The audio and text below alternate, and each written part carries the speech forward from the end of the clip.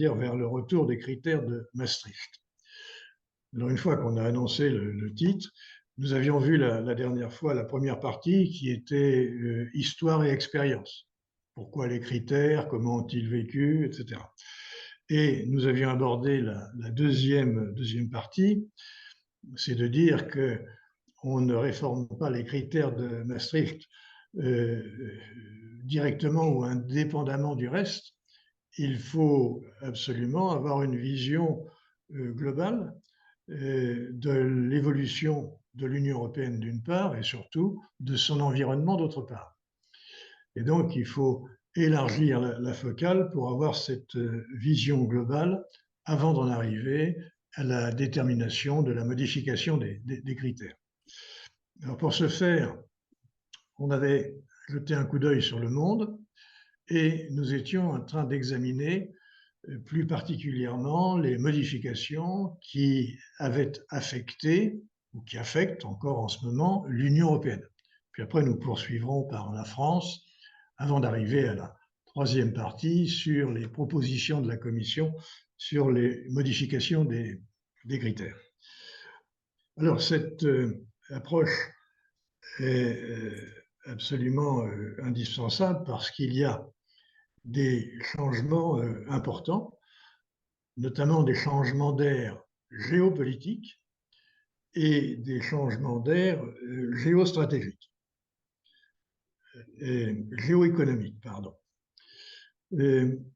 Alors, en ce qui concerne les changements d'air géopolitiques, bon, on en a déjà parlé. Il est évident qu'on est passé de l'hyperpuissance ou bien de la fin de l'histoire à disons, au piège de Thucydide, c'est-à-dire vers la guerre. C'est le titre du bouquin qui parle d'ailleurs du piège de Thucydide vers la guerre.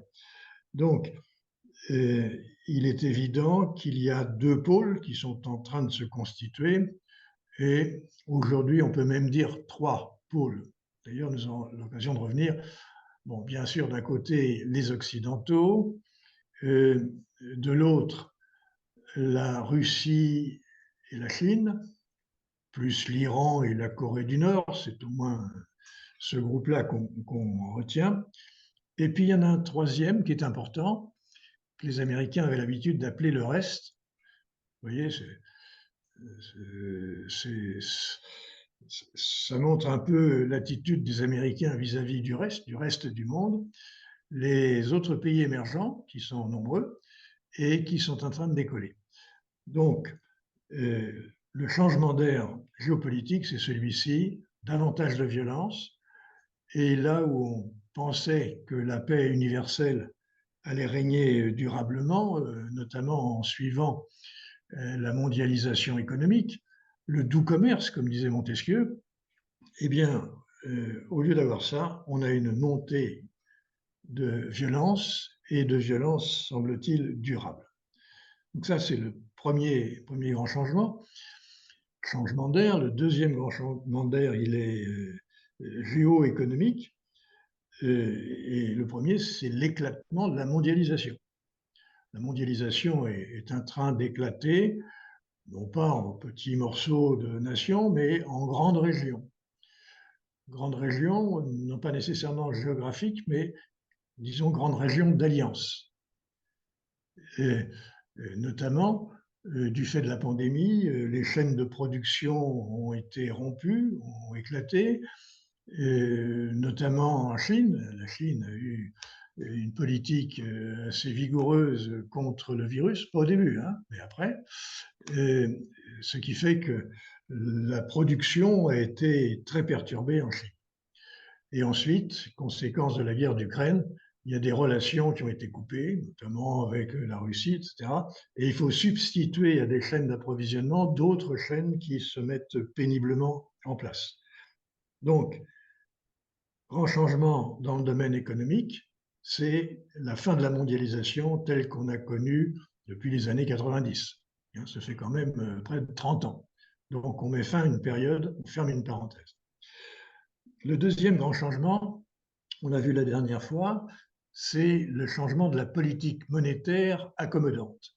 Là aussi, cette politique monétaire accommodante, création de beaucoup de monnaies avec des taux d'intérêt bas, voire négatifs, qui duraient depuis plus de 30 ans, notamment, enfin, disons 20 ans. Aux États-Unis, au Japon, eh bien, qui s'appelait la théorie monétaire moderne. Hein.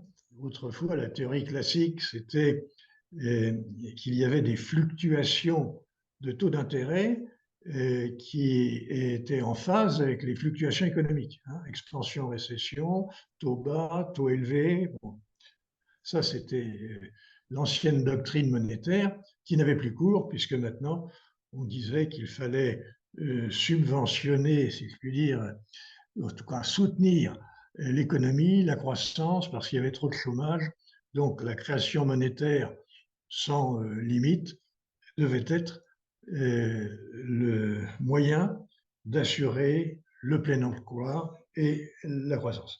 C'est ça les deux grands changements importants. Vous voyez, c'était des phénomènes de longue durée qui étaient installés et qui aujourd'hui ne sont plus d'actualité. Alors, cette démarche stratégique qui encadre la modification des critères de Maastricht est absolument indispensable. Quand on fait de la stratégie, certes, la stratégie concerne le long terme, mais il faut faire très attention à ce que la stratégie reste souple.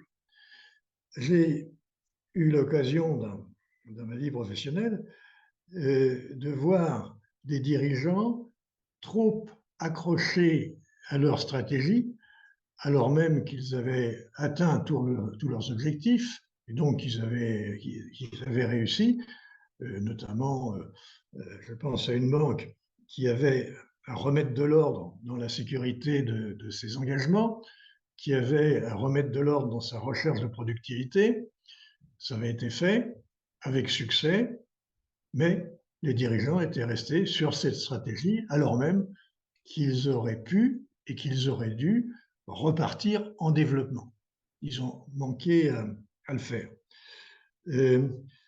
Et j'en ai connu d'autres avec des erreurs analogues où on restait sur une stratégie antérieure qui avait connu des succès, mais le rôle d'un stratège, c'est de s'adapter à un environnement qui évolue.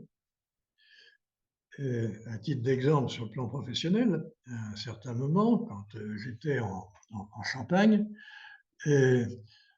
nous étions présents, mais assez marginalement, en Haute-Marne. Et à un certain moment, qu'est-ce que je n'ai pas vu?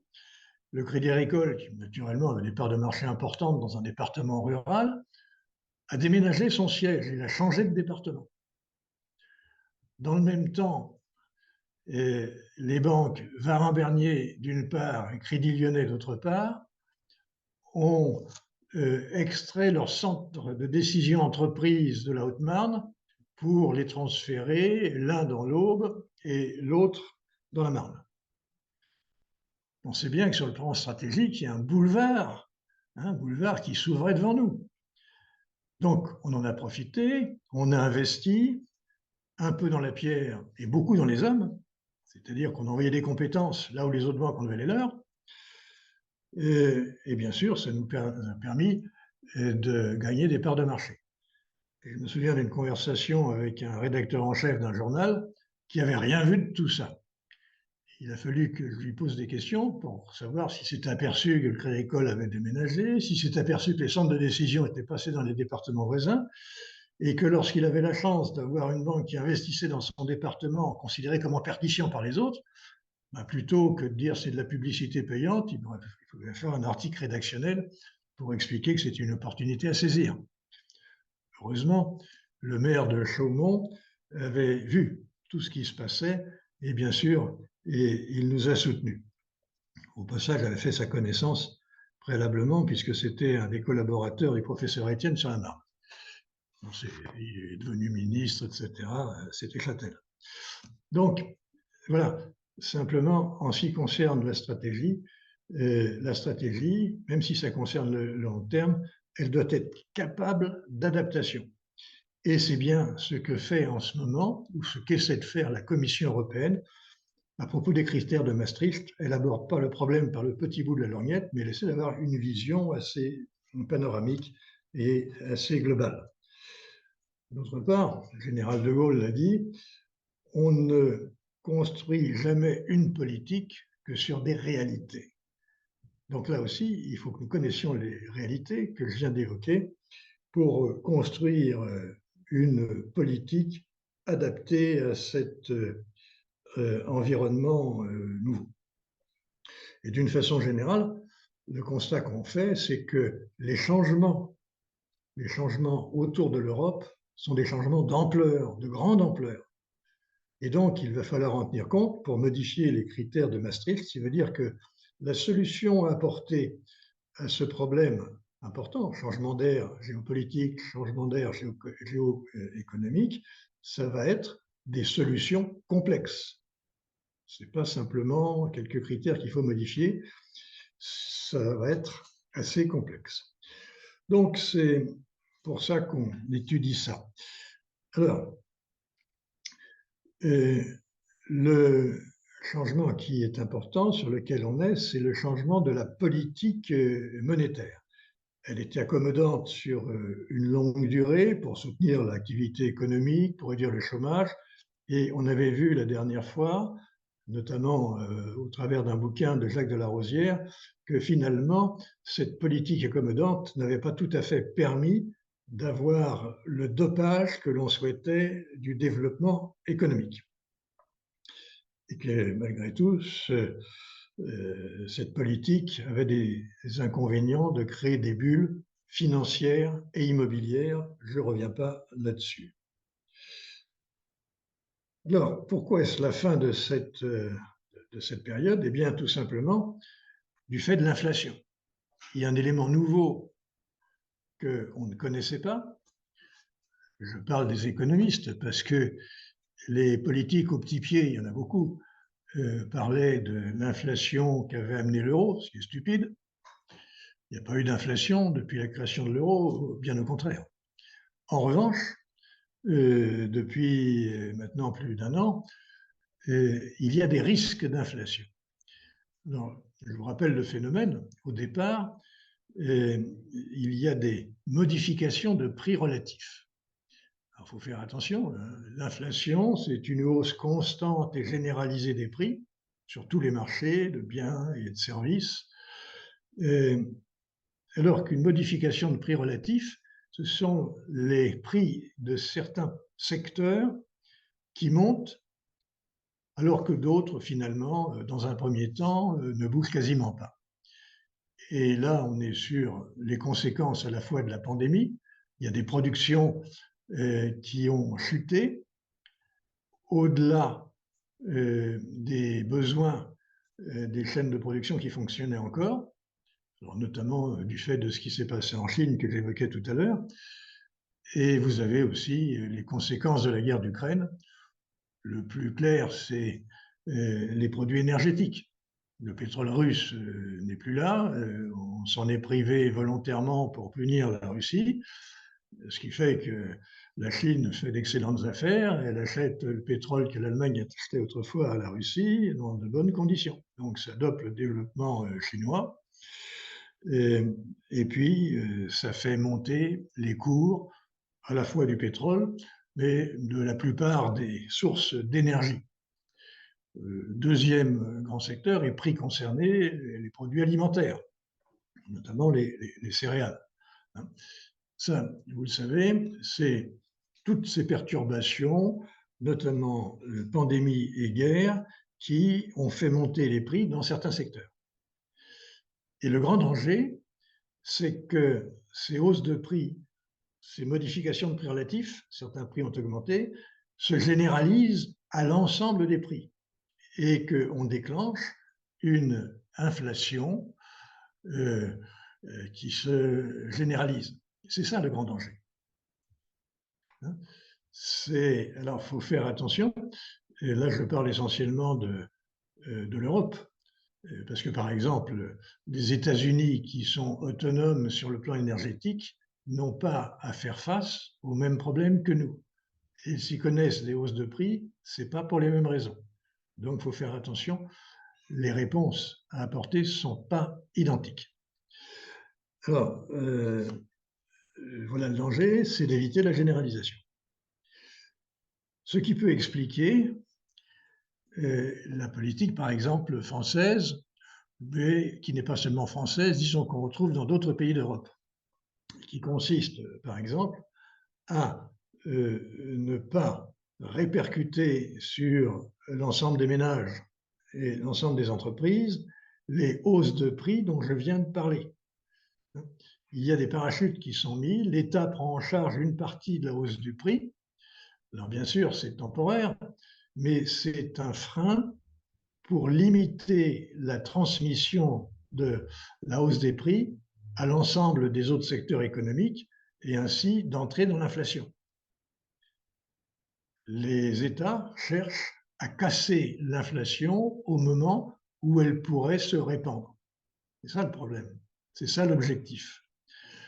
Donc bien sûr, ça coûte au budget, mais l'objectif, c'est de faire en sorte que la hausse des prix ne dure que quelques mois, voire une année ou 18 mois, ça peut être l'ordre de grandeur, et qu'après, on retrouve une hausse des prix, comme l'a indiqué la Banque centrale européenne, de l'ordre de 2% par an, autour de cet objectif, de façon à ce que ça dope un peu la croissance, mais qu'on puisse dire que les prix restent stables malgré tout.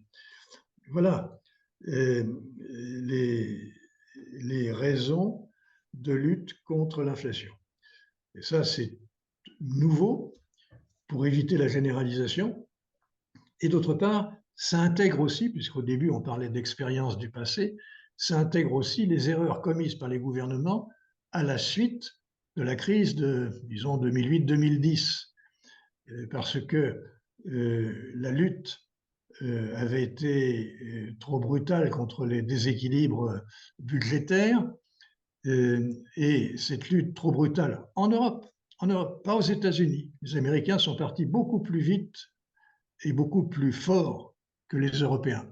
Mais les Européens ont tenté d'être sages prématurément et trop longtemps, et ils ont donc saboté la reprise de la croissance. Ça a duré, ça a végété pendant plusieurs années. Et là, on veut éviter de reproduire ce qu'on a fait à cette époque. C'est pour ça qu'on a des politiques moins rigoureuses, plus accommodantes en termes de hausse de prix. Donc, l'objectif, c'est d'être un frein temporaire. Ceci étant, la Banque centrale européenne, comme la Fed aux États-Unis, c'est la Fed d'ailleurs qui avait commencé, ont déclenché des hausses de taux pour contrebattre l'inflation. Hausse de taux d'intérêt, on connaissait des taux négatifs en Europe, et aujourd'hui nous connaissons des taux positifs. On était à moins 50 points de base il y a 2 ans, on est aujourd'hui à plus de 300, hein. On a des taux d'intérêt qui sont supérieurs à 3. Et comme le dit Christine Lagarde, ce n'est pas terminé. Alors là aussi, elle fait attention dans son discours. Elle essaie de montrer cette détermination. La Banque centrale européenne, même si elle est partie après les Américains, compromettant un peu sa crédibilité dans cette affaire, la Banque centrale européenne a en quelque sorte rattrapé les États-Unis par les hausses de taux.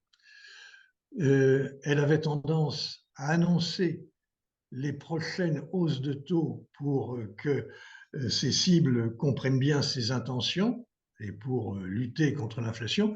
Elle a abandonné tout ça. Maintenant, elle n'annonce plus de date ni d'orientation sur la hausse des taux. Parce qu'il faut faire attention, là aussi, à ne pas avoir des effets dépressifs ou de déterminer des comportements qui ne sont pas souhaités. Donc, vous voyez que le discours est très fin et très précis. Donc, il y a eu des changements de ce côté-là. D'autre part, je l'ai déjà évoqué, la Banque centrale européenne ne rachète plus de titres sur les marchés secondaires pour créer de la monnaie. Tout ça, elle a arrêté. Elle a arrêté. Simplement, maintenant, ce qu'elle va faire, c'est que les titres qu'elle a achetés et qui ont gonflé son bilan vont arriver à échéance. Et elle a annoncé qu'elle allait amortir une partie de ce portefeuille, c'est-à-dire quand ça arrive à échéance, elle acceptera le remboursement, mais d'une façon très partielle, pour ne pas que la masse monétaire en circulation diminue trop vite. Donc, vous voyez, elle utilise tous les moyens techniques à sa disposition, mais avec modération. C'est particulièrement subtil et particulièrement délicat. Voilà ce qui est en train de se faire. Ceci étant, elle a annoncé quand même maintenir, ou se doter d'une liberté d'intervention sur les marchés secondaires pour soutenir certains pays qui en auraient besoin. Parce que normalement, la Banque centrale européenne doit, quand elle rachète des titres pour soutenir la finance des différents États, elle doit respecter les quotas. Les quotas qui correspondent à la part de souscription du capital de la banque. Mais elle annonçait qu'elle ne les respecterait pas parce que, bien évidemment, tous les pays ne sont pas attaqués en même temps en fonction de leur politique budgétaire. Certains sont plus vulnérables que d'autres. Et naturellement, c'est les plus vulnérables qui auront besoin de son soutien. Ce n'est pas l'Allemagne, hein, soyons clairs. Bon, donc elle a annoncé qu'elle se dotait de ce moyen. L'objectif, en l'annonçant, c'est bien évidemment de dissuader toute spéculation à l'encontre d'un des pays européens. Bon, si on regarde un petit peu l'inflation, dans la généralisation, vous connaissez les causes de l'inflation. Traditionnellement, il y en a deux, c'est l'inflation par la demande et l'inflation par les coûts. Et si on regarde l'inflation par les coûts, qu'est-ce qui est visé en premier lieu? C'est d'actualité, c'est bien sûr les négociations salariales. Alors, bien évidemment, les syndicats ont demandé l'indexation au minimum des hausses de salaire sur les hausses de prix. Et bien sûr, si les entreprises l'acceptent trop, ça risque de contribuer à une inflation par les coûts. Il faut savoir qu'en France, dans le passé, l'inflation était plus souvent par les coûts que par la demande. Donc, voilà ce qui aujourd'hui est combattu en quelque sorte par anticipation, et vous voyez qu'on est au cœur de l'actualité. Alors, on a vu l'inflation arriver, et le rôle de la politique de la Banque centrale européenne, les causes traditionnelles de l'inflation. Maintenant, je voudrais évoquer un peu les conséquences. Les conséquences de l'inflation, du risque d'inflation, à la fois en termes macroéconomiques et en termes micro. Micro, c'est pour chacun d'entre nous. Alors bien sûr, il va y avoir des conséquences sur les revenus. Alors, conséquences sur les revenus, en termes micro, soyons clairs, ça veut dire que les salariés actifs ont de bonnes chances d'obtenir des hausses de salaire, hein, peut-être un peu différenciées selon les entreprises, mais pour celles qui le peuvent, la paix sociale, finalement, vaut la peine d'accepter les hausses, d'autant qu'on peut se refaire des marges en haussant ses propres prix. En revanche, les retraités, et là nous sommes un peu concernés, au mieux, auront des retraites indexées sur les prix, pas sur les salaires. Hein. On a cassé, il y a quelques années, justement, l'indexation sur les salaires pour indexer les retraites uniquement sur les prix. Donc, les retraités auront des chances, des risques de voir leur retraite indexée moins bien que les salaires. Donc, il va y avoir un transfert de pouvoir d'achat. Alors, ça prend du temps, hein, ce n'est pas immédiat, mais progressivement, vous aurez un transfert de pouvoir d'achat des revenus fixes ou indexés uniquement sur les prix vers des agents qui ont la faculté de faire monter leurs revenus plus rapidement que les prix. Donc ça, c'est un premier point. Deuxième point à voir, c'est l'action sur l'endettement.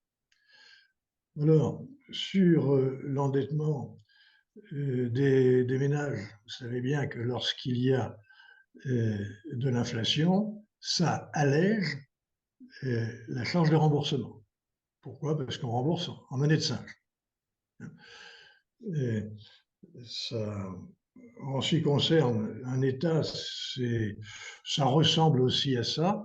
D'ailleurs, on a pu le constater, si vous voulez, sur 2022, la France a allégé son taux d'endettement. Mais si la France a allégé son taux d'endettement, ce n'est pas parce qu'elle a moins emprunté que les années précédentes, elle a continué à accroître sa dette, mais la hausse des prix a augmenté la valeur nominale du PIB. Donc vous voyez que c'est une conséquence technique, hein, c'est le dénominateur qui a augmenté plus vite que le numérateur et non pas le numérateur qui a ralenti sa croissance. Et si jamais l'inflation perdurait, eh bien le phénomène perdurerait aussi et contribuerait à alléger le poids relatif de l'endettement public. C'est une des conséquences macroéconomiques sur l'endettement. On le sait sur le privé, c'est vrai aussi sur le public. Alors, en résumé, on va le voir, en période d'inflation, ceux qui sont endettés sont bénéficiaires de l'inflation, puisque ça allège la charge de remboursement, et ceux, on retrouve les retraités, qui ont plutôt épargné, eh bien, vont voir leur épargne grignoter progressivement par l'inflation. Vous voyez, c'est plutôt négatif. Alors, regardons maintenant l'impact de l'inflation sur différents actifs. Si vous avez du monétaire, ben, vous serez grignoté. Alors, à quel rythme? Ça dépend. Ça dépend du taux réel, taux d'inflation ou du taux d'intérêt plutôt réel. Taux d'intérêt réel, si un livret A vous rapporte 3% de taux nominal, quel est le taux réel? Bien, c'est le nominal moins le taux d'inflation. Si l'inflation est de 6, le livret qui en apparence vous rapporte 3%, en fait, il vous pique 3%, 3 moins 6, hein, votre capital diminue de 3% tous les ans. Donc, tous les actifs monétaires vont être grignotés par le taux d'inflation.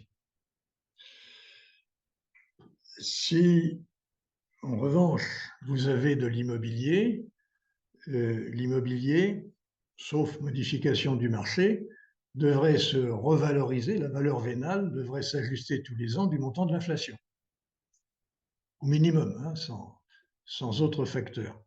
Autrement dit, l'immobilier devrait protéger la valeur réelle, vénale de vos biens. La valeur réelle, donc après avoir tenu compte de l'inflation. Un autre actif va se comporter à peu près de la même façon, ce sont les actions. Bien sûr, si vous les avez bien choisies.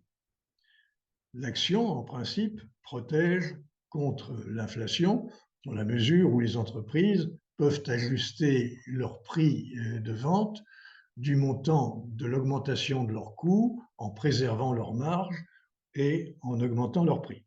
Donc, c'est un instrument de protection. Et dernier point, il y a un actif qui est très menacé, ce sont les obligations. Ce sont les obligations. Alors, j'insiste un peu parce que j'ai assisté il y a quelques jours à une interview d'un économiste, c'était Christian Saint-Étienne, par un journaliste que je nommerai pas. Et le journaliste, après les explications, par sa conclusion, a montré qu'il n'avait rien compris. Il a dit, et donc, le risque souverain, le risque des États, se détériore. La réponse est non. Ce n'est pas ça qui se détériore. Qu'est-ce qui se passe? Pour un exemple concret, assez simple, vous avez souscrit une obligation de 100 euros. C'était, disons, l'année dernière. Cette obligation vous rapporte 1%. Oui, 1%. C'était à peu près les taux. Donc, 100 euros, elle vous rapporte 1 euro tous les ans. Imaginons, ce n'est pas encore le cas, imaginons que les taux d'intérêt des obligues soient portés à 10%. 10%. Et imaginons que vous soyez un nouveau souscripteur d'obligations. Donc, vous avez sur le marché, vous pouvez souscrire une obligation de 100, de nominal de 100 euros, qui va vous rapporter 10%, c'est-à-dire 10 euros. Comme vous êtes de bonne composition, vous seriez prêt à acheter une obligation émise l'année précédente. Après tout, pourquoi pas? À condition, bien évidemment, qu'elle vous rapporte le même taux que les nouvelles, c'est-à-dire qu'elle vous rapporte 10%. Et là, on revient à votre obligation d'un nominal de 100 euros qui vous rapporte 1 euro. Si vous voulez que cette obligation soit achetée, il faut que le prix en bourse rapporte 10%. Qu'est-ce qui, rapportant 10%, rapporte 1 euro? C'est pas compliqué. Il faut que le cours boursier de l'obligation soit de 10 euros. Et vous voyez bien que c'est bien un dixième. Ceci étant, votre obligation, vous l'avez souscrite à 100. Et elle a chuté de 100 à 10. Bon, j'ai pris des chiffres simples pour que les calculs soient aisés. Et des chiffres élevés qui ne sont pas tout à fait réalistes. Je parle des 10% aujourd'hui. Mais c'est tout simplement pour montrer l'impact sur toutes les valeurs des obligations. Et les obligations, on en trouve un peu partout, dans les contrats d'assurance vie, par exemple. Sauf si vous avez opté pour l'unité de compte. Parce que l'unité de compte, ce sont des actions. Alors, je m'arrête un peu. Ça vous permet de réfléchir à savoir ce que vous devez faire avec votre banquier demain ou après-demain. Vous voyez plutôt dans quelle direction il faut aller. Et puis aussi et surtout, ça va nous donner les clés d'explication des défaillances bancaires aux États-Unis ou en Suisse. Et du fait que la plupart des journalistes sont en train d'écrire en disant « méfiez-vous de vos banquiers, ça risque de déposer leur bilan ». Alors, les journalistes sont un peu comme Panurge, il y en a un ou deux qui aboient et tous les autres font la même chose sans beaucoup réfléchir. En résumé, il n'y a pas que les casseroles qui résonnent. Mais raisonner, c'est une question d'orthographe. Bon, je m'arrête, mais vous avez compris ce que je voulais dire. Donc, on va pouvoir regarder maintenant les conséquences de ce que je viens de dire sur les défaillances bancaires. Mais avant d'attaquer les défaillances bancaires, comme on a fait une concentrée quand même de techniques économiques, je voudrais vous passer un peu la parole. Alors, bonjour Jacques. Bonjour Pierre. Salut Françoise. Bonjour. On est arrivé un peu tard, mais on bricolait un peu là. Une petite remarque sur les aspects de macroéconomique que vous nous avez distillés là. Certes, le niveau d'endettement diminue mécaniquement parce que le dénominateur augmente, certes, mais le taux d'intérêt de la dette augmente également. Donc la charge de la dette, c'est-à-dire le taux d'intérêt, les intérêts à verser sur la dette, ont augmenté quand même sensiblement. Ça, c'est la première chose.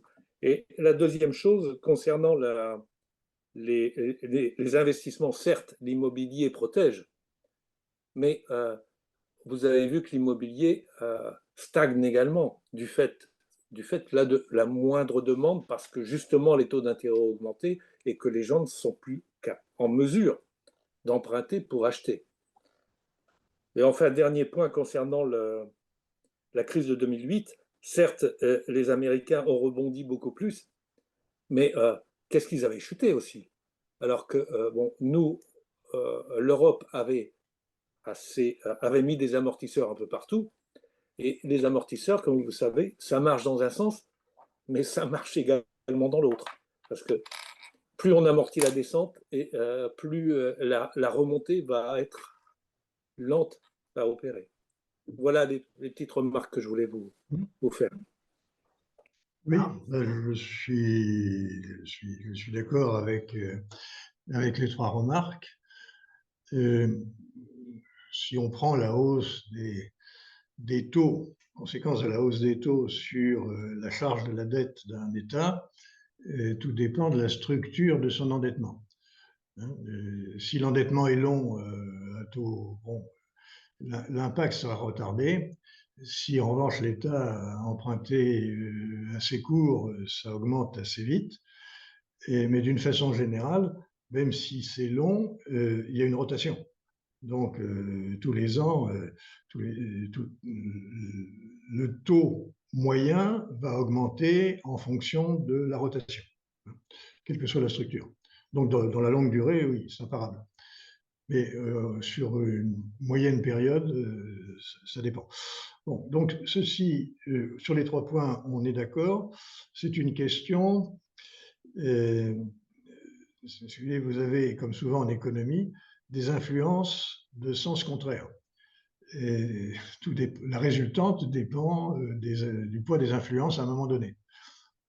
Donc on est d'accord là-dessus, mais je ne peux pas entrer dans le détail. Ou alors il faut prendre un cas particulier où on a des informations assez précises. Mais sinon, on est d'accord sur les 3 points. Je peux intervenir cependant. Oui. Jacques, comme on en a discuté, notamment autour des obligations, je me suis un petit peu rapproché de la littérature qu'il pouvait y avoir sur Internet, qui a rappelé quelques éléments quand même importants. Pierre, tout à l'heure, parlait d'indexation des taux. Pas toujours. C'est-à-dire quand ce sont des fonds souverains, c'est vrai que c'est souvent le cas de l'indexation, enfin que les obligations sont indexées, mais toutes les obligations, notamment les obligations souscrites au travers des contrats d'assurance vie, ne sont pas forcément indexées. Ça, c'est la première chose. Deuxième chose, ce qu'il est constaté sur le marché, et c'est vrai pour le marché américain, mais c'est vrai aussi pour le marché européen, c'est que même les obligations indexées perdent de leur valeur nominale, enfin en termes de rachat ou de revente, perdent entre 8 et 10% lorsqu'il y a une montée de l'inflation. Et même alors qu'elles sont protégées de l'inflation par une indexation des taux d'intérêt. Donc, il faut être assez prudent par rapport à ça parce que effectivement, la différence va se jouer à très peu de choses, mais on peut aussi avoir enfin, le capital peut aussi perdre un petit peu et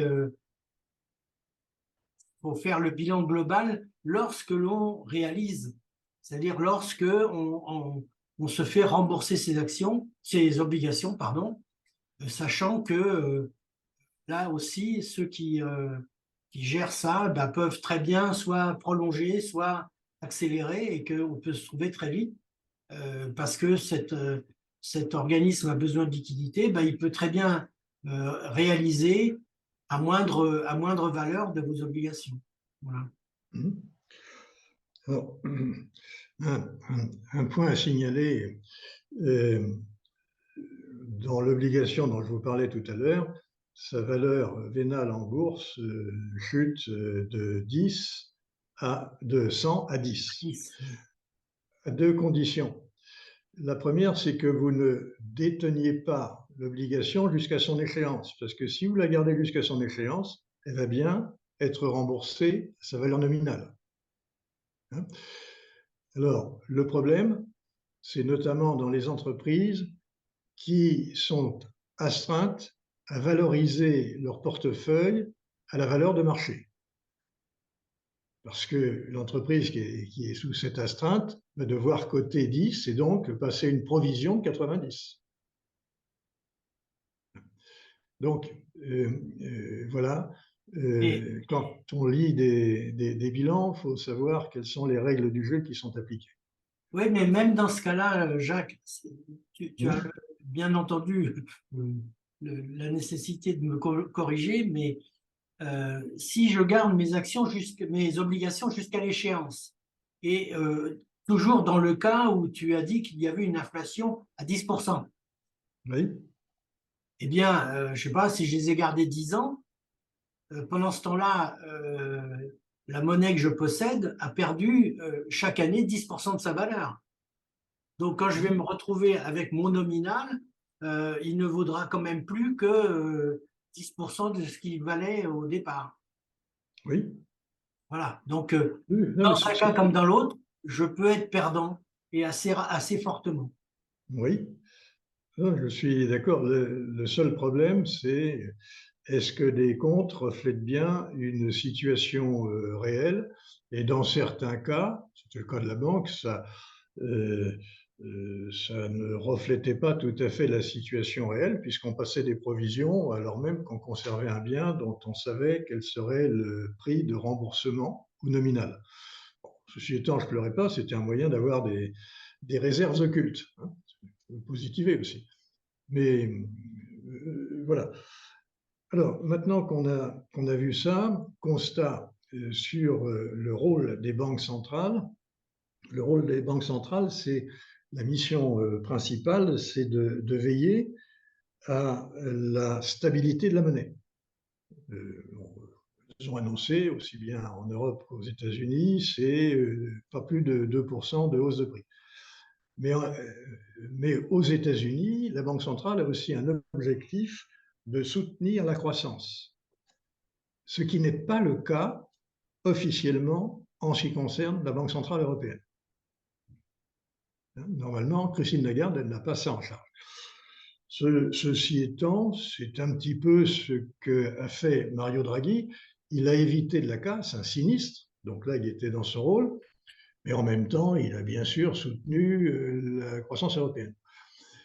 Mais soyons clairs, ça ne fait pas partie objectivement de ces objectifs de gestion. Ça, c'est un premier point. Et je dirais que c'est important. C'est pour ça qu'on a organisé l'indépendance des banques centrales européennes par rapport au pouvoir politique. Parce que bien évidemment, le pouvoir politique, le gouvernement français, quand il s'adressait à la Banque de France, demandait à la Banque de France de financer ses déficits pour gagner ses élections. C'est assez classique, c'est pour ça qu'il y a une indépendance, hein, et qu'on veille à l'indépendance. Mais c'est aussi parce que c'est l'intérêt commun qu'on a pu accepter ce qu'a fait Mario Draghi, même si certains Allemands ont assigné la Banque centrale européenne devant la cour de Karlsruhe. Vous voyez que tout le monde n'accepte pas ces interventions ou ces interprétations de la fonction. C'est tout simplement en passant. Et puisqu'on parle de la responsabilité de la Banque centrale, européenne ou toute banque centrale, il faut savoir qu'il y a un autre domaine qu'elle considère comme n'étant pas de sa responsabilité, c'est de veiller à la valeur externe de la monnaie. Et on voit bien, quand il y a des hausses de taux, qu'est-ce qui se passe aux États-Unis? Ben, les États-Unis attirent le retour vers le dollar des capitaux américains qui s'étaient investis de par le monde, ce qui au passage pose des problèmes aux pays d'où partent les capitaux, parce que ça fait baisser les monnaies nationales et ça valorise, ça fait monter le dollar contre ces monnaies. Et en ce qui concerne l'euro, eh bien, indirectement, la politique monétaire aura des conséquences sur la valeur externe de l'euro. Alors, quelles sont les évolutions, grosso modo, de la valeur externe? un pays qui connaît, un pays ou une zone qui connaît une inflation voit en principe, alors que les autres ne la connaissent pas, sa monnaie se détériorer, perdre de sa valeur externe. Traditionnellement, c'est ça la conséquence. Et si jamais, avec cette monnaie qui perd de sa valeur, il faut acheter de l'énergie qui coûte encore plus cher, vous voyez que l'accroissement de l'énergie est dû à l'accroissement des cours mondiaux plus son inflation propre. Bon, je m'arrête sur le sujet, mais trop souvent, on ne fait pas référence à la valeur externe de la monnaie pour apprécier les politiques qui sont conduites à un moment donné. Maintenant, je voudrais en arriver à la crise bancaire, notamment aux États-Unis, puisque ça a commencé là-bas. Alors, pourquoi? Pourquoi? Eh bien, a priori, il y a eu des retraits importants de déposants dans une banque, retrait de dépôt. Pour faire face à ces retraits importants, la banque, alors il faut faire attention, dans une banque, il y a deux risques à mesurer qui sont très différents. Il y a un risque de solvabilité et un risque de liquidité. La solvabilité, c'est essentiellement les fonds propres de la banque, et la solvabilité diminue quand vous faites des pertes, soit des contentieux sur des crédits qui ne se remboursent pas, soit des actifs qui perdent une grande partie de leur valeur en peu de temps. Donc, le danger, ce qui affecte la solvabilité, ce sont des pertes. La liquidité, c'est autre chose. La liquidité, c'est l'argent qui est nécessaire pour rembourser les déposants. Alors, le problème, c'est que par définition, une banque de dépôt a beaucoup de dépôts à vue, presque tous sont passifs, mais ces dépôts servent à consentir des crédits à d'autres clients, donc ces crédits ne sont pas remboursables, ils ne sont pas disponibles. Donc si jamais une banque doit faire face à des concentrations de retrait, il faut qu'elle puisse se procurer les liquidités. Et qu'est-ce qui s'est passé aux États-Unis? Eh bien, aux États-Unis, les banques ont vendu des obligations, dont je parlais tout à l'heure. Et vous voyez à quel prix ils ont vendu des obligations. Compte tenu que les taux avaient monté, eh bien, en vendant, ils ont fait des moins-values. Et donc des pertes. Donc, pour se procurer de la liquidité, ils ont réduit la solvabilité. Et la réduction de solvabilité a inquiété tous les autres déposants. Comme en l'occurrence, c'est une banque qui avait affaire à des startups, c'est-à-dire quand même des professionnels qui savent utiliser l'informatique. L'information a circulé très vite. Et en l'espace de quelques jours, elle s'est retrouvée au bord de la faillite. La faillite, c'est l'interruption du service de caisse, c'est quand on n'a plus de liquidité. On peut être solvable et en faillite, parce qu'on s'est fait coller. Et c'est ça qui s'est produit. Et à ce moment-là, pour éviter la généralisation, parce qu'il y a eu une banque et puis 2-3 autres en même temps, eh bien, au cours d'un week-end, il faut savoir que les problèmes bancaires se résolvent pendant le week-end. C'est ce qui s'est passé en Suisse, hein, c'est passé entre le samedi et le lundi. Pourquoi? Parce que le lundi, on rouvre les marchés financiers. Donc, il faut que le problème soit résolu. Si jamais vous rouvrez le lundi matin avec des inquiétudes en cours, ça explose. Pas compliqué, c'est déjà produit, on sait comment ça marche. Donc, il y a très peu de temps pour trouver la solution. Et on voit bien que la solution, d'abord, le problème provient de cession d'actifs à moins-value pour se procurer de la liquidité. Alors, il y aurait eu une autre possibilité, c'est ce qui est organisé en principe en Europe, c'est plutôt que de céder ces actifs, dont je dis qu'ils conservent leur valeur nominale si on les garde jusqu'à l'échéance, eh bien, il vaut mieux aller emprunter à la Banque centrale. Elle vous prête et vous remboursez plus tard en monnaie de singe hein, donc avec des valorisations à la clé, mais vous n'avez pas affecté votre ratio de solvabilité. Donc, vous pouvez continuer d'inspirer confiance. Je m'arrête là. C'est pour dire simplement d'où est venu le problème. Le problème, c'est se procurer une liquidité en réduisant la solvabilité, ce qui a tendance à accroître les retraits, donc à enclencher un système qui ne peut se terminer que par une faillite. Et d'autre part, il faut faire très attention aussi, et là j'aurais tendance à inviter les dirigeants politiques à faire attention que les banques ne soient pas attaquées sur leur solvabilité, c'est-à-dire qu'on n'incite pas à faire des retraits parce que vous faites déposer son bilan n'importe quelle banque. Puisque par définition, une banque n'a pas un actif aussi liquide que le passif est exigible. Donc il faut faire attention. Il ne faut pas que des irresponsables provoquent, en le dénonçant par anticipation, une crise. C'est pour ça que les articles que l'on peut voir dans les presses, et parfois écrits par des gens a priori intelligents, sont éminemment dangereux et surtout infondés. Bon, ils sont infondés parce qu'en Europe, la réglementation bancaire est quand même plus rigoureuse qu'aux États-Unis.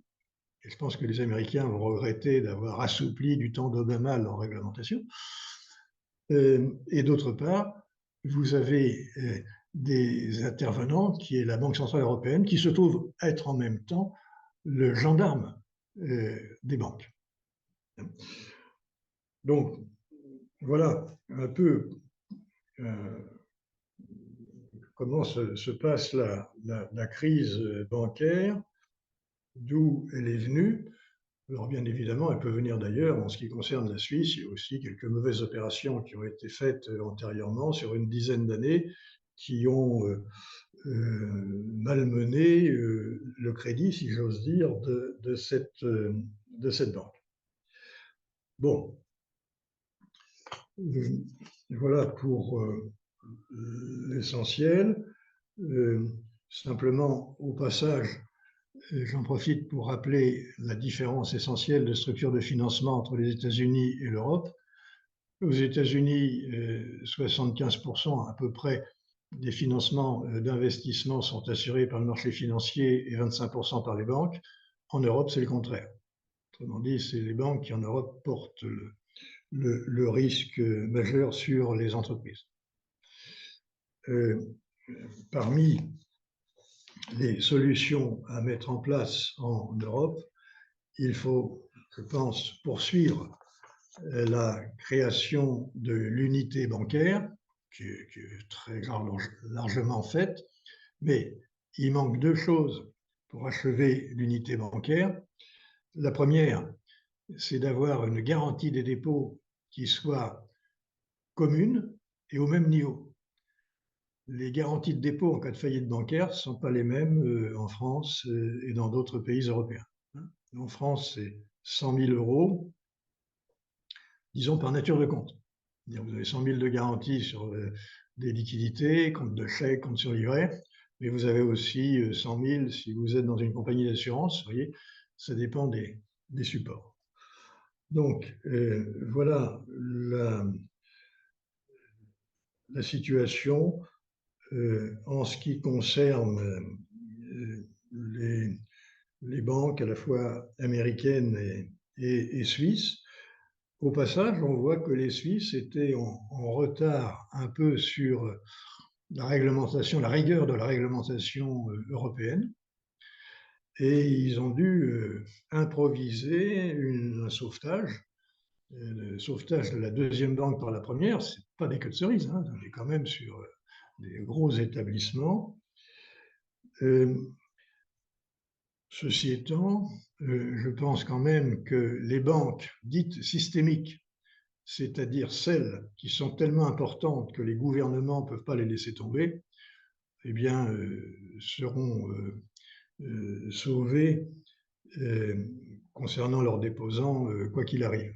On ne peut pas faire autrement. Ceci étant, à signaler quand même en Suisse, c'est que ceux qui ont perdu le plus en Suisse, ce n'est pas les actionnaires, c'est eux qui auraient dû perdre le plus, ce sont des porteurs d'obligations subordonnées. Et il y a quasiment 17 milliards qui ont été annulés pendant le week-end. Autrement dit, tous ceux qui avaient souscrit des obligations, en voyant obligations en disant, bon, deuxième banque du pays, je risque rien, des obligations subordonnées, c'est-à-dire que vous portez le même risque que l'actionnaire. Vous passez juste avant lui. Parmi les créanciers, vous faites partie des derniers rangs. Et donc là, il y a 17 milliards qui ont disparu le week-end. D'ailleurs, aujourd'hui, je vois dans la presse que déjà des actions en justice sont intentées. Bon, à suivre, hein, le feuilleton commence, mais c'est à suivre. Et je pense que c'est dangereux et c'est sans doute une erreur commise par le gouvernement suisse qui va avoir des conséquences dans le monde entier. Parce que dès le lendemain, il n'y avait plus de souscripteurs d'obligations subordonnées. Pour cause. Donc, ça y est, c'est une source de financement de complément de fonds propres qui a disparu dans le monde entier à cause de ce qui s'est passé en Suisse. Vous voyez, il faut faire attention dans ce domaine-là. Il peut y avoir des actions locales, mais des conséquences mondiales. C'est particulièrement délicat. Alors, il est évident que tous les portefeuilles d'obligations vont être menacés de dévalorisation et il est très important que les banques centrales fassent attention à ne contraindre aucun porteur d'obligations à devoir céder à perte son portefeuille. Sinon, vous risquez de tarir les financements par obligation. Bon, je vais m'arrêter là, mais ça veut dire que la politique, oui, la difficulté de Christine Lagarde, c'est de faire comprendre aux acteurs que la banque va lutter contre l'inflation, mais il ne faut pas qu'elle lutte trop fort en montant trop vite ses taux sur une durée trop courte, parce qu'à ce moment-là, elle va provoquer des paniques sur des actifs obligataires et sur les marchés correspondants. Donc voilà une partie de l'enjeu. Il faut agir sans brutalité, bien sûr en montrant sa détermination, mais sans précipitation. Voilà, je m'arrête sur ce point-là. Avant d'attaquer la France, y a-t-il donc, je prends la situation de la France. On a vu le monde, l'Europe, la France. Alors, là, disons qu'on attaque la cigale gauloise qui est addicte au déficit et à l'endettement. La France a réussi la performance quand même de cumuler pas mal de problèmes. D'abord, le problème de la désindustrialisation. Ça a commencé il y a longtemps avec les 35 heures, Martine Aubry, etc. Les Français ont cru que l'activité de service allait se substituer totalement et sans conséquence à l'activité industrielle. Donc, on a réduit le temps de travail. On a privilégié l'intérêt des consommateurs européens en important des biens qui coûtaient moins cher que les biens fabriqués en Europe, puisqu'ils étaient fabriqués en Chine. Mais la conséquence, c'est que les industries, notamment françaises, n'ont pas été défendues et on les a laissées disparaître. Ce n'est pas le cas en Allemagne. C'est un peu moins le cas en Italie, mais c'est beaucoup le cas en France. Donc, voilà ce qui s'est passé. D'autre part, par exemple, sur le nucléaire, on a vu comment la France n'a pas défendu son industrie nucléaire. On a dit qu'il fallait réduire la part du nucléaire, etc. Les écolos ont réussi à faire passer une partie de leur message, mais la conséquence, c'est qu'aujourd'hui, on a un mal fou à réinvestir dans le nucléaire. D'autre part, vous avez aussi des pénuries de compétences dans la haute administration française. Là aussi, il faut faire attention, lorsqu'on ne paye pas les compétences, elles vont s'investir ailleurs. C'est vrai pour ce qui concerne les hauts fonctionnaires, mais attention, c'est vrai aussi dans le domaine politique. Moi, je me souviens, j'ai été surpris quand Sarkozy avait demandé que la rémunération du président de la République soit alignée sur des hauts fonctionnaires, alors je ne sais plus quelle classe. Bon, beaucoup de Français se sont indignés. Mais si vous voulez avoir un président de la République qui tienne la route, regardez à quoi il renonce en allant à l'Élysée par rapport à Total, par exemple. C'est sans commune mesure, les rémunérations, sans commune mesure. Alors, il faut faire attention à ça aussi. Et aujourd'hui, nous avons à gérer cette réduction de compétences dans la haute administration au moment où l'État doit se réinvestir dans l'économie et on parle de nouveau d'un État stratège. Nous avons parlé ici même, on était d'accord, en disant qu'il faut revenir vers une planification en France. Alors, pas tout à fait celle d'après la guerre, puisque le problème n'est pas le même, mais une planification quand même plus musclée que celle de Bayrou aujourd'hui. Même topo en ce qui concerne l'Union européenne, qui doit traiter des problèmes très nombreux, interdépendants, dans la durée.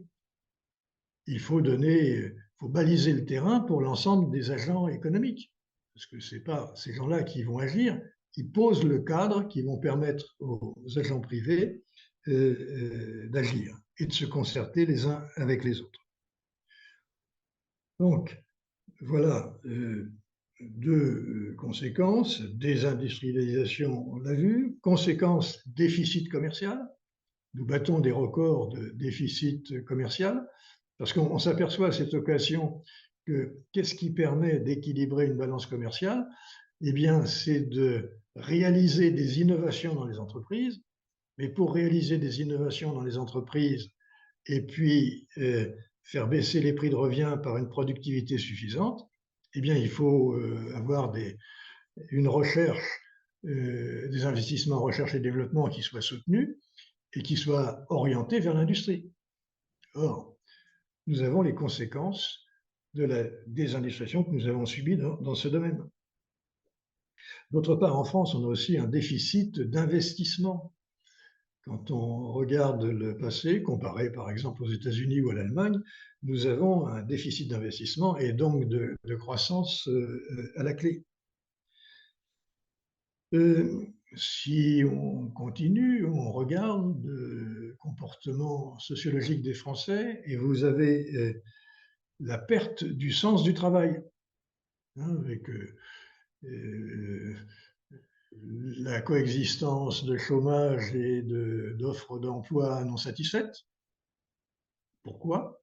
Problème de compétences, problème de volonté d'aller travailler, problème d'horaire, problème d'État-providence un peu trop généreux et qui dissuade certains qui n'ont pas beaucoup de besoin d'aller travailler.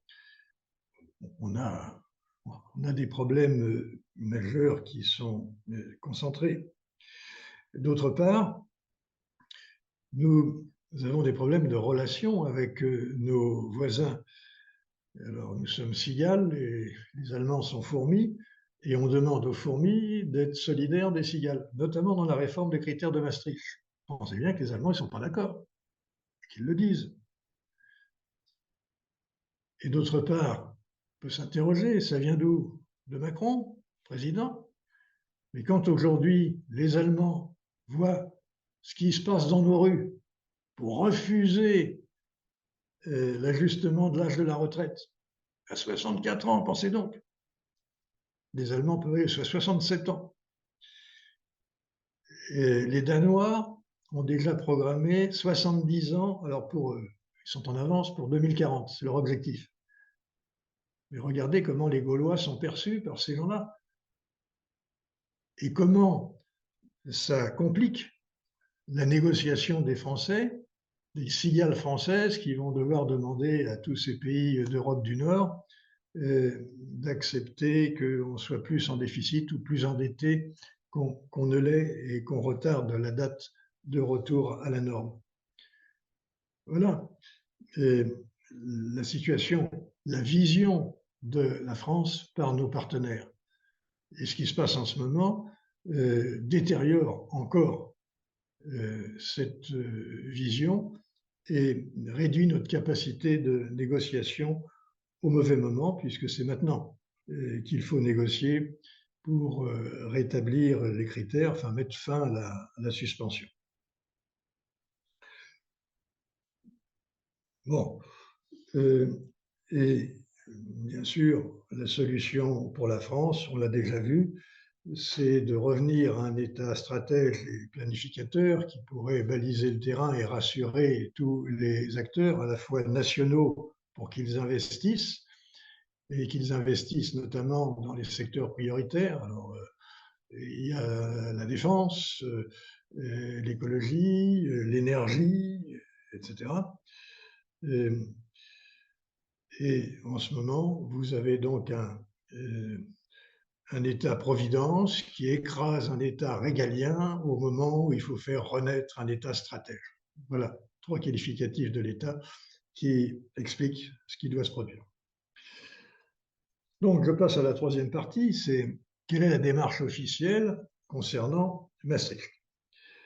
Alors, la Commission a fait des propositions, j'avais noté le 9 novembre 2022, et puis, ça tombe bien, elle a fait des propositions hier. Les propositions, c'est-à-dire celles de 2022 dont on va parler, modifiées un peu à la demande des Allemands. Alors, quelles sont les modifications? D'abord, les constantes. La Commission dit qu'il faut maintenir les 3% de déficit et les 60% d'endettement. La question, c'est comment y parvenir. Et l'élément nouveau, plutôt que de dire il y a des critères qui sont annoncés et tout le monde doit aller dans cette direction, à peu près au même rythme, 1%, un truc comme ça, enfin peu importe le chiffre, eh bien, au lieu de faire marcher tout le monde au pas dans la même direction, à la même allure, eh bien, il a été souhaité que chaque pays définisse sa trajectoire de réduction de la dette et du déficit, au lieu d'avoir des règles uniformes. Et il est envisagé une période de réduction des dépassements sur 4 ans. C'est très court. C'est très court. Quand la France part de plus de 110%, manifestement, c'est impossible. Donc, c'est quand même la direction dans laquelle il faudrait aller. Et il est prévu une période de 3 ans complémentaire. Bon. Mais pour que la Commission accepte les propositions de chaque pays, il serait souhaitable que chaque pays eh bien, fasse les réformes, sinon demandées, du moins attendues par la Commission européenne. Donc, par exemple, les retraites. Il faut montrer la bonne volonté en faisant les réformes qui vont réduire les déficits dans la durée, parce qu'on est sur des problèmes structurels. Et d'autre part, il faut investir massivement dans les priorités économiques reconnues par l'Union européenne, l'énergie, la défense, et puis bien sûr l'écologie. Je dirais en matière écologique d'une façon quand même raisonnable, et non pas sous forme de nouvelles religions séculières, comme c'est un peu trop le cas en ce moment. Donc, voilà ce qui est l'orientation. Ceci étant, il est prévu de donner plus de marge de manœuvre au pays, mais avec plus de rigueur, c'est-à-dire que les sanctions serait cette fois appliquée, alors qu'on a vu jusqu'à présent, ce n'était pas tout à fait le cas. Donc, des menaces de sanctions davantage appliquées. Et en ce qui concerne les déficits, eh bien, une approche par anticipation, c'est-à-dire pas une sanction a posteriori, mais demander que les budgets soient proposés et acceptés par la Commission et les autres partenaires par anticipation.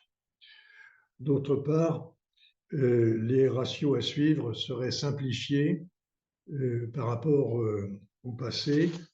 Notamment, on suivrait le déficit budgétaire hors charge d'intérêt. C'est une proposition qui est faite.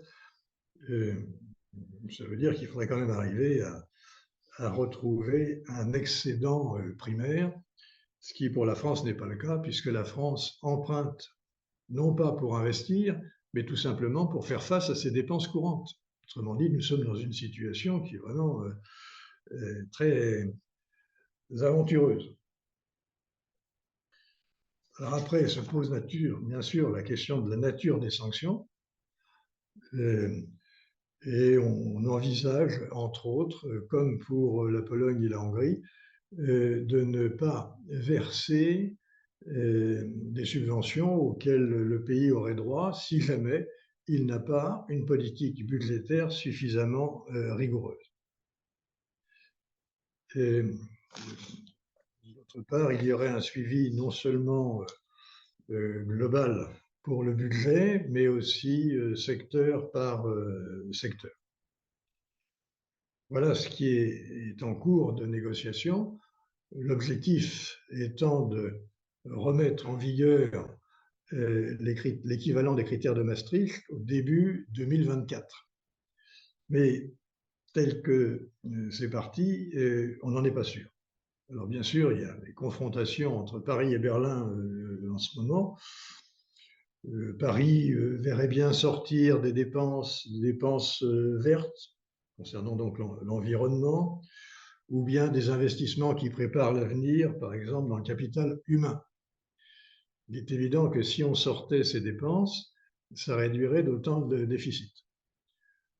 À la rigueur, on pourrait dire qu'on pourrait très bien aussi augmenter le budget de l'Union européenne de façon à mettre certaines natures de dépenses en charge commune et non pas en charge d'État.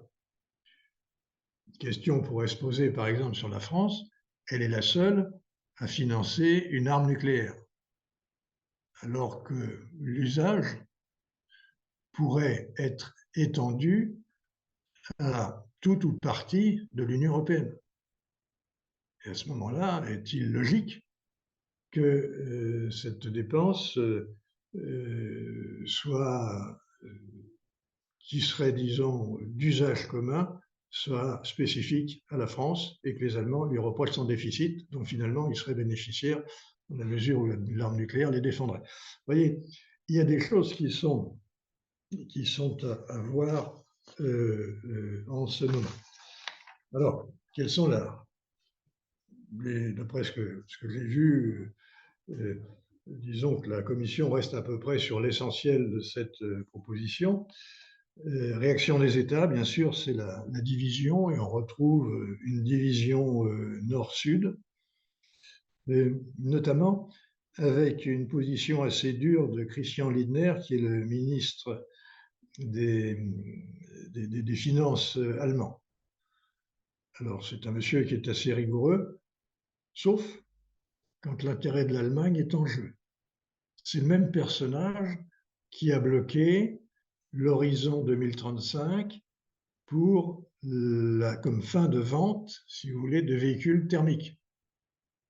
Il faut proroger parce que les Allemands essaient de mettre au point un nouveau carburant qui consommerait moins de carbone et dont l'usage serait réservé aux véhicules haut de gamme. Vous voyez, on est plein dans les besoins allemands. Alors, là aussi, il est européen pour poser des problèmes, des contraintes à la France, mais il est très teuton pour défendre l'intérêt égoïste de son pays.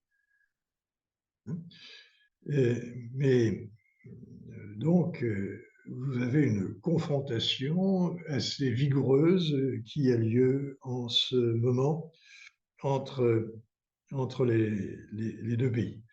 Alors, est-ce qu'on réussira à négocier avant la fin de l'année? Je le souhaite, mais n'en suis pas du tout sûr. Bon, la France a déjà présenté ses prévisions jusqu'en 2027 en matière de déficit, etc. On devrait en 2027 rentrer dans les moins de 3% de déficit budgétaire, soit à 2,7. Ceci étant, l'allègement de l'endettement en proportion, il est annoncé, mais il serait léger. Je pense que la France est très, très atteinte dans son modèle. Et on voit bien aujourd'hui, dans les 100 jours, qu'il y a encore des chèques qui sont en train d'être faits, qu'on initie de nouvelles dépenses sociales, alors même que nous battons tous les records d'État-providence. Manifestement, il y a une inconscience politique et citoyenne en France qui va rendre très difficile d'arriver à une conclusion et à un accord. Puis il faut faire attention aussi à ne pas donner l'impression que nous devrions sages que sous l'influence de la Commission européenne ou de l'Allemagne. Les Gaulois que nous sommes trouveraient ça insupportable. Donc, là aussi, il y a un savoir-faire.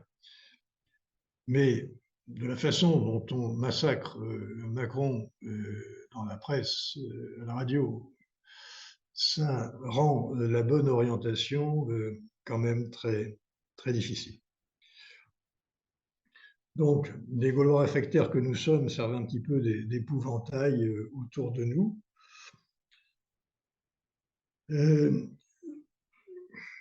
Tu as raison pour Macron, puisque je regardais la lettre de France Culture qui disait aujourd'hui « Les intellectuels face au pouvoir, Emmanuel Macron est-il encore défendable ?» Alors, à partir du moment où vous commencez à raconter ça, effectivement, on ne facilite pas le travail du chef de l'État. Oui, mais deux constats. Alors, depuis longtemps, France Culture est la position avancée des gauchistes. Lorsqu'ils ont un invité qui tient la route, qui est raisonnable, c'est soit une erreur, soit parce qu'il faut un équilibre, 10 d'un côté, 1 de l'autre. Bon, enfin, c'est affreux ce qui se passe sur cette radio. Hein, D'ailleurs, un certain nombre d'invités leur disent, et puis c'est une évidence. Moi, je sais que tous les matins, ça me réveille parce que je réagis assez vigoureusement. Ceci étant, les autres ont tendance à être pires. Ils restent pas sur un sujet suffisamment longtemps avec des invités en général qui savent à peu près de quoi ils parlent. Mais c'est une perversion, je pense, d'un fonctionnement démocratique.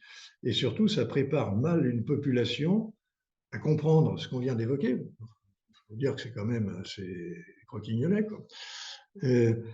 Alors qu'il faudrait faire un effort pédagogique. Alors, c'est pas bien de parler de pédagogie parce que si on parle de pédagogie, c'est qu'on méprise ses citoyens.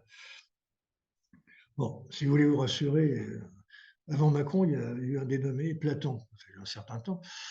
Mais relisez la philosophie de Platon, notamment concernant la gouvernance d'un pays, hein, en expliquant qu'on est dans une caverne et les gens, en voyant les ombres, croient discerner, voir la réalité. C'est pas le cas. Il est seul qui discerne la réalité. Dans une pyramide bien faite, en haut, il y a les philosophes, l'aristocratie, c'est les philos. En dessous, vous avez les guerriers et en bas, vous avez les marchands. Et seuls les philosophes peuvent comprendre la réalité des choses et peuvent savoir où est le bien commun. C'est ce que Macron prétend faire avec la réforme de la retraite. Et Platon vous dit, pour les autres, qu'est-ce qu'il faut faire? Il faut utiliser des mythes et les faire marcher dans la bonne direction, non pas avec la vérité qui est trop difficile à comprendre, mais avec des mythes qu'ils achètent et qui les font bouger dans la direction souhaitée. C'est ce que Platon disait. C'est ce que Macron pratique. C'est étonnant de voir ça. Hein, vous avez Robert Schuman, quand même, chez nous, disait, mais il vaut mieux qu'un homme politique est là pour imposer le bien commun, y compris dans l'ignorance de ses électeurs. C'est pas leur métier. C'est pour ça qu'il y a une démocratie représentative, parce qu'ils passent pas suffisamment de temps à étudier les problèmes qui les intéressent pas, mais qui concernent, qui conditionnent quand même leur avenir. Bon, c'est une des bases de la démocratie représentative. Enfin, c'est pas nouveau. Montesquieu le disait, il y en a qui ont du temps, ils font de la politique, et puis les autres, ils ne veulent pas y consacrer le temps qu'il faut, ni se barber et parler d'inflation. Donc, il faut laisser faire ceux qu'on a choisis. Voilà un peu où nous en sommes. Mais ce qui serait quand même souhaitable, c'est qu'une partie de ce qu'on a dit soit portée à la connaissance des opinions publiques et contribue à leur faire comprendre la pertinence des choix et leur intérêt pour eux. Ça me rappelle les réflexions de Luc Ferry, qui rappelle le temps où il était ministre de l'Éducation nationale, et il disait « Nous subissions la contestation des réformes des retraites, alors que ces animaux-là ne comprenaient pas que c'était dans leur intérêt qu'on le faisait. » Il se désespérait avec Fillon quand il faisait ce constat. Ben, il y a une grande constance. Une grande constance, je pense. Alors, en conclusion, il est nécessaire qu'il y ait une résurrection des critères de Maastricht, qui sont absolument une condition pour que les dirigeants nationaux aient une gestion budgétaire, économique rigoureuse, parce qu'en fait, ils n'ont pas assez spontanément. Et la France est bien placée pour le démontrer. D'élection en élection, on n'a pas eu le courage de faire ce qu'il fallait, ni parfois la pertinence des choix. Non, sur le nucléaire, aujourd'hui on le regrette, mais bon, il va falloir du temps pour recoller au peloton. Mais à la limite, sur le nucléaire, il n'y a pas que la France. Regardons ce qui s'est passé en Allemagne et quelques ajustements d'alliances électorales ont des conséquences importantes pour l'Allemagne et pour l'ensemble de l'Europe. Hein, parce qu'ils ne sont pas sortis des crises consécutives aux choix qu'ils ont faits. Donc, il y a une nécessité de rétablir ça parce qu'il faut une sagesse assistée, comme on dit. Je pense que l'Europe et l'assistance dont la France a hélas bien besoin. Deuxièmement, cet ajustement technique au départ de prime abord s'inscrit en fait dans une révolution politique, économique qui est à la fois mondiale, sur le plan, on l'a vu, géopolitique, géoéconomique, mondiale et structurelle, c'est-à-dire que c'est durable. Alors, pas nécessairement l'inflation, mais le fait d'avoir cassé les chaînes d'échange, etc., c'est quand même durable. Alors cet environnement, me semble-t-il, constitue l'opportunité d'une réforme composite de grande ampleur et d'une adaptation pertinente aux différentes crises qui sont devant nous. C'est-à-dire qu'on n'a pas seulement ce petit critère de Maastricht, mais compte tenu de l'importance des changements qui se produisent et de l'influence sur l'Europe, il ne faut pas chercher simplement des petites solutions, mais il faut avoir le courage de poser le problème dans toute son ampleur. Et comme l'a dit Jean Monnet, les hommes n'aiment pas la réforme, ils ne voient la réforme que dans la nécessité, et ils ne voient la nécessité que dans la crise. Voilà, sinon on a tout rassemblé. On a tout rassemblé, et il faut réussir et encourager les négociations qui ont lieu en ce moment, parce que d'une part, nous avons cette opportunité, et d'autre part, il y a une obligation qu'on a tendance à oublier. Je fais souvent référence à 2000 au traité de Nice, qu'on a complètement raté. Traité de Nice, on avait dit il faut que l'approfondissement des institutions précède l'élargissement. Et comme les Français ne sont pas entendus avec les Allemands, avec Schröder, eh bien, on a eu l'élargissement sans l'approfondissement. Et nous avons devant nous un nouvel élargissement important, puisqu'on a dit oui à l'Ukraine, on a dit oui à la Moldavie, peut-être aux Balkans. Donc, vous allez avoir des élargissements importants qui vont avoir des impacts eux-mêmes importants sur l'Europe. Le centre de décision est en train de se déplacer. Et la France se trouve à l'extrême ouest, l'Allemagne se retrouve plus centrale. Et on sait que l'Allemagne s'est davantage discutée et travaillée économiquement avec ces pays de l'Est, puisqu'elle peut trouver des salaires qui rendent compétitifs l'industrie allemande, etc. Donc, ça, c'est une première chose. Deuxième chose, c'est que le différentiel de développement, si on met la Moldavie, c'est une sacrée différence. Hein. La Bulgarie va apparaître un pays riche à côté. Nous sommes en train de préparer, si vous voulez, non seulement un élargissement, mais des divergences colossales de niveau de développement. Et le grand danger, c'est que ce que j'évoque comme problème, je ne le vois pas traité pour l'instant nulle part. Alors bien sûr, il y a sans doute à la Commission européenne, ils doivent y penser un peu, mais c'est dans une discrétion extrême. Alors certes, il y a du temps devant nous, puisque ça va pas se faire rapidement, mais à tout le moins, il faudrait quand même baliser un peu le terrain, anticiper les conséquences, et puis profiter de la situation actuelle pour tracer les trajectoires qui permettront de réaliser ce que nous souhaitons. Retour en équilibre pour la France en prenant son temps et préparation d'élargissement à des pays très hétérogènes. Et si jamais on ne prend pas ce chemin, eh bien, il faut s'interroger sur l'avenir de l'Europe. On serait bien à la veille de la sortie de l'histoire, ce qui me semblerait assez irresponsable.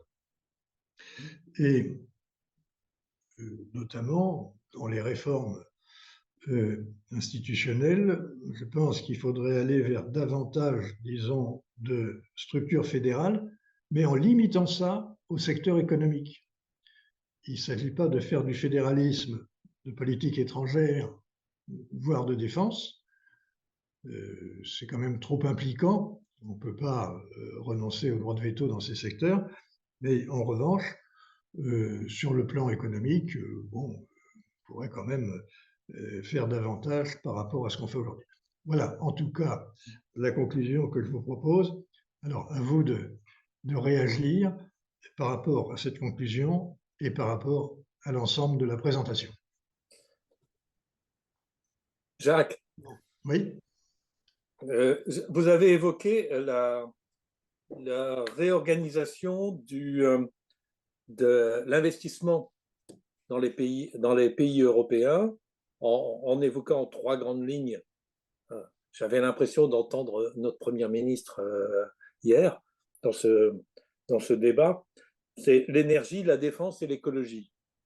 C'est effectivement les trois grands thèmes où les Européens doivent se réinvestir fortement. Par contre, avant de mettre en place des investissements ou de nouveaux investissements dans ce domaine, il faudrait peut-être se mettre d'accord sur ce que ces termes recouvrent.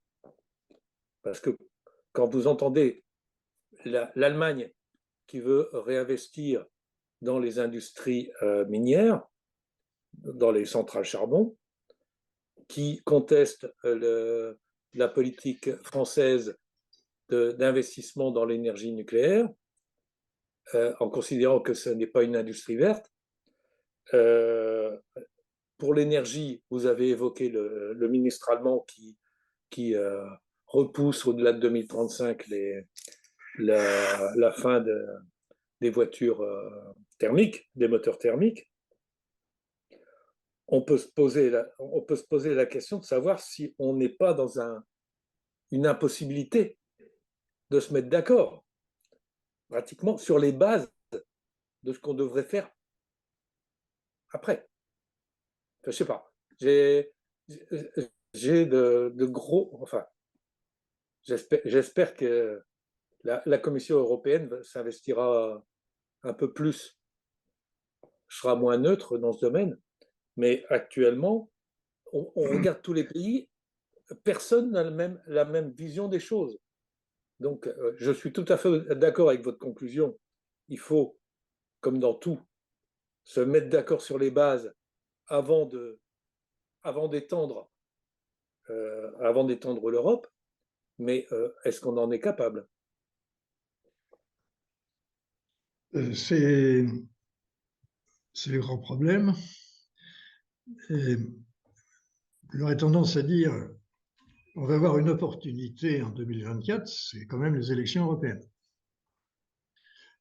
Ce qui serait intéressant au niveau européen et peut-être au niveau du mouvement européen-France, c'est de voir comment on peut utiliser ces élections pour résoudre les problèmes que vous évoquez. L'autre jour, j'ai participé à une réunion de travail du mouvement européen, pour rester jusqu'au bout, et j'en ai profité pour préparer cette réunion en disant je fais la liste des prescriptions que je souhaiterais et des proscriptions.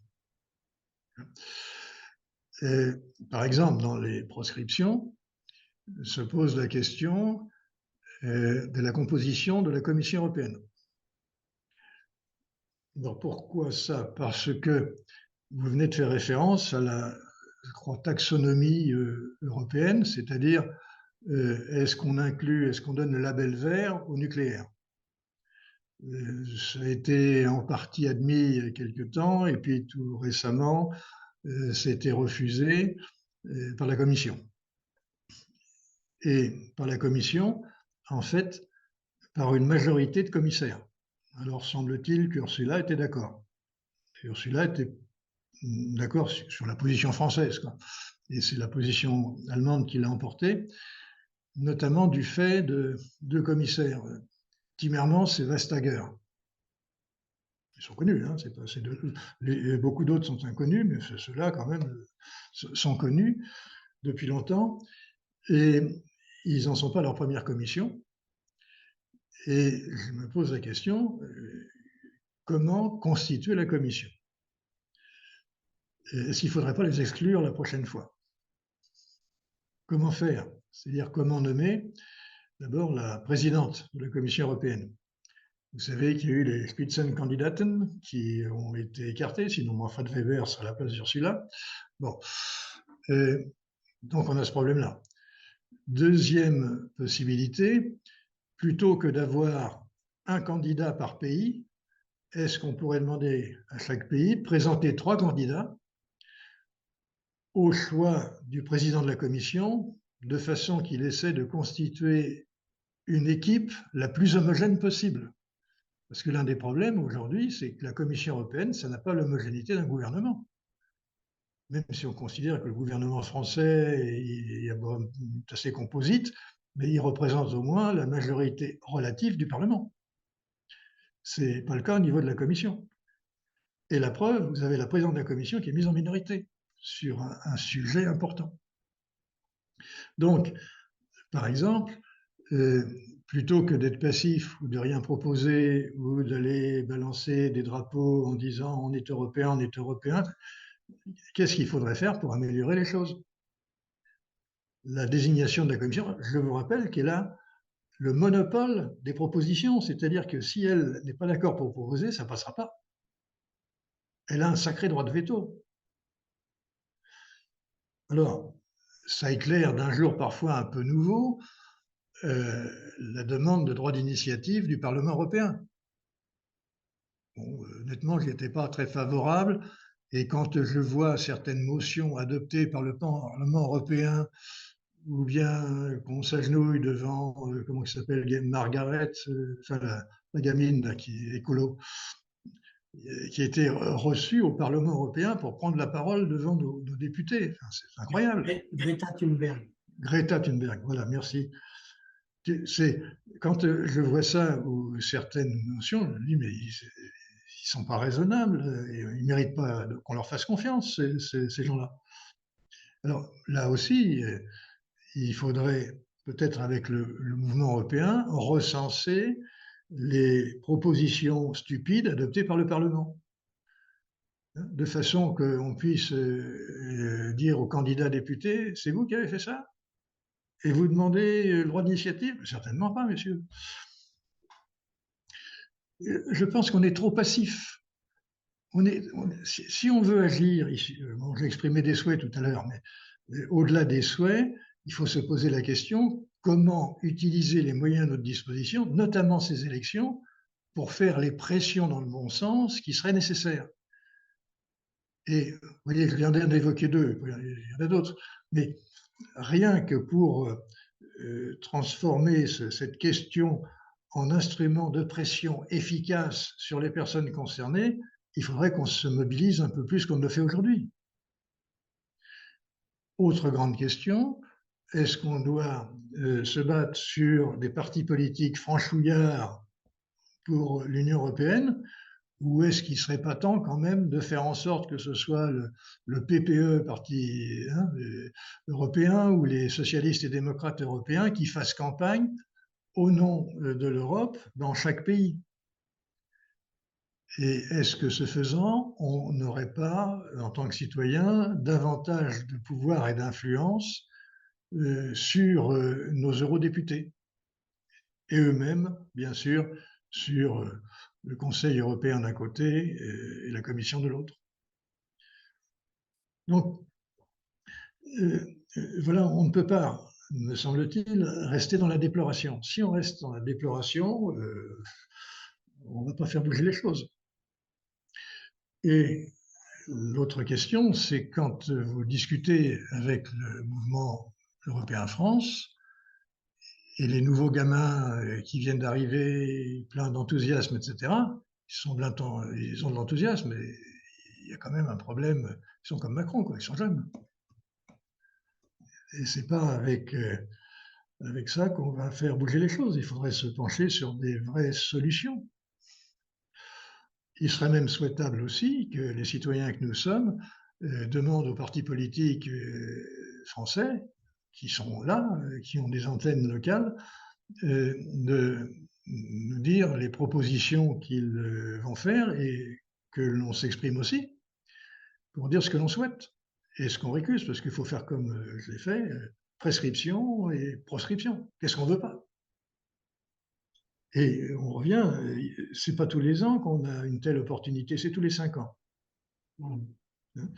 Et il ne faut pas improviser au dernier moment.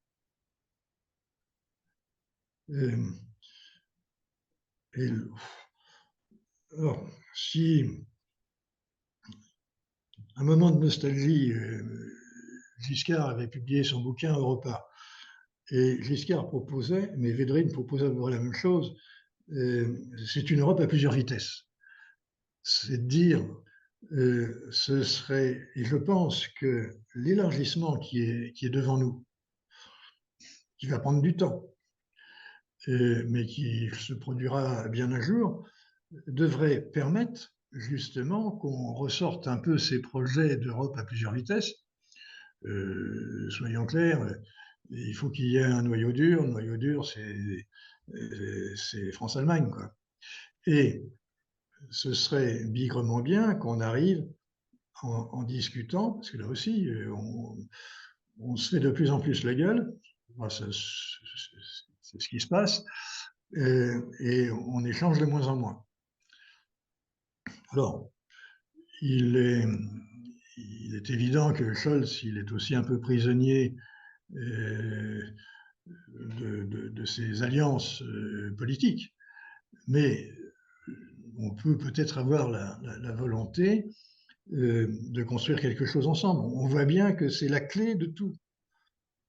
La clé de tout, c'est la France et l'Allemagne. Alors, c'est pas suffisant, certains dire c'est pas suffisant, même si on est d'accord, il faut entraîner les autres. C'est vrai, c'est vrai. Mais franchement, si de ce côté-là, on arrivait à dire faut mettre fin peut-être aux paradis fiscaux qui existent encore dans une pipe en Europe. Hein, on veut condamner ceux qui sont à l'extérieur, mais on en a chez nous. Arrêtons ça. Pas qu'un.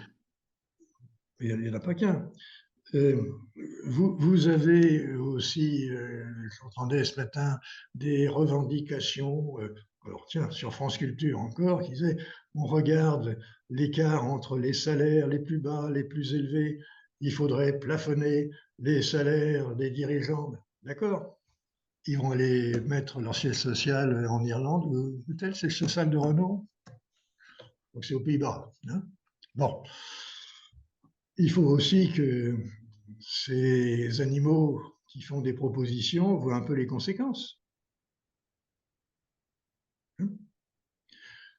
Et quand jamais on réussit dans le cadre du G7 à se mettre d'accord sur une imposition minimum commune de toutes les entreprises du monde, ça c'est un bon truc parce qu'il n'est plus question de se délocaliser. Si, on peut encore se délocaliser au Brésil, mais là, on construit ensemble en allant dans la même direction. Hein, alors que si on prend des mesures spécifiques, on va compléter la désindustrialisation par l'exportation des centres de décision. C'est peut-être aussi pour ça que nous devons nous battre non pas sur des idées enfin, sur des sujets précis parce que nous avons du mal à imaginer l'ensemble des interactions qui peuvent survenir sur une décision que l'on prend, mais que par contre, on doit absolument se battre sur les principes, c'est-à-dire que l'Assemblée nationale puisse fonctionner, parce que c'est un lieu de débat et normalement de compromis. Et de la même façon, au niveau européen, on doit se battre pour que les discussions entre les différents États membres soient facilitées.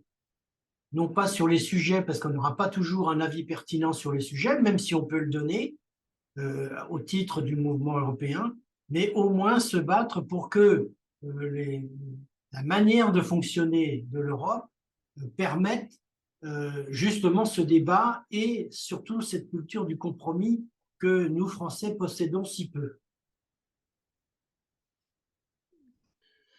Oui. Dans le sens concernant l'Europe, il me semble qu'il y a deux déficits à prendre en considération sur lesquels on pourrait travailler. Le premier, c'est que la construction européenne, c'est une construction rationnelle, d'intérêt éloigné. Hein, l'Europe est lointaine, mystérieuse, et puis c'est uniquement le choc des intérêts. Alors que dans son pays, il y a quand même un sentiment national. Bon, patriotisme, ça fait de beaucoup, mais il y a un sentiment national. Et on voit bien qu'en Russie et en Chine, on développe surtout le nationalisme. Hein, ça fait partie de ce qui fédère. La religion, la nation. Bon. Il serait souhaitable que le cerveau gauche ne soit pas seul concerné. C'est-à-dire, tout ce qu'on a vu aujourd'hui, c'est du rationnel. Mais il serait souhaitable que le cerveau droit, et ce sera Europe, hein, séduite par Zeus la prochaine fois, un mythe qu'on nous sert, qui peut être le début d'un roman en quelque sorte d'adhésion. Il faut qu'on travaille là-dessus pour qu'il y ait un sentiment d'appartenance, le sentiment de partager une civilisation, d'avoir des choses en commun qui ne soient pas que des intérêts et qui ne soient pas non plus des valeurs universelles, parce que les valeurs universelles, elles sont universelles, elles ne sont pas spécifiques à l'Europe. Alors que la civilisation européenne est quand même spécifique à l'Europe, vous ne la trouvez pas ailleurs. Bon. Donc ça, c'est un premier point, c'est d'essayer de travailler qu'est-ce qu'on peut faire pour développer ce que l'on peut avoir de sympathique en commun, qui peut créer un sentiment d'appartenance et qui soit de l'ordre de l'affectivité. Ça, c'est c'est un premier point, je pense, assez essentiel. Et puis, il y en a un deuxième qui est de faire des propositions de changement de fonctionnement plutôt réalistes. Et là, on retrouve l'Europe à plusieurs vitesses, etc. Et puis, donner du sens aussi au traité de l'Élysée, qui était confirmé à Aix-la-Chapelle. On a quand même une assemblée commune. Qu'est-ce qu'on en fait? Est-ce qu'on s'adresse à nos députés communs qui travaillent ensemble? Qu'est-ce qu'ils font? Ils ne nous le disent pas. On ne sait pas, c'est nos voisins. Et c'est des voisins très importants. Si on s'entend avec les Allemands, ça peut tout changer. Guy a proposé à plusieurs reprises de se rapprocher des frontières en commun, d'accord, mais on ne décide pas sur des grands sujets, tandis que dans le cadre du traité d'Aix-la-Chapelle, on doit pouvoir aborder ces sujets. Et là aussi, demander au mouvement européen, donnez-nous des infos, faisons en sorte qu'on les rencontre, et puis ben, on peut leur dire qu'on en a marre, qu'ils aient la position qu'ils ont sur le nucléaire. Hein, peut-être que ça peut avoir une influence, mais voilà, je m'arrête, mais c'est une ligne deux lignes de recherche. Bien, allez. Merci Jacques. À bientôt et au revoir et merci. Et à bientôt. Merci Jacques. Au revoir.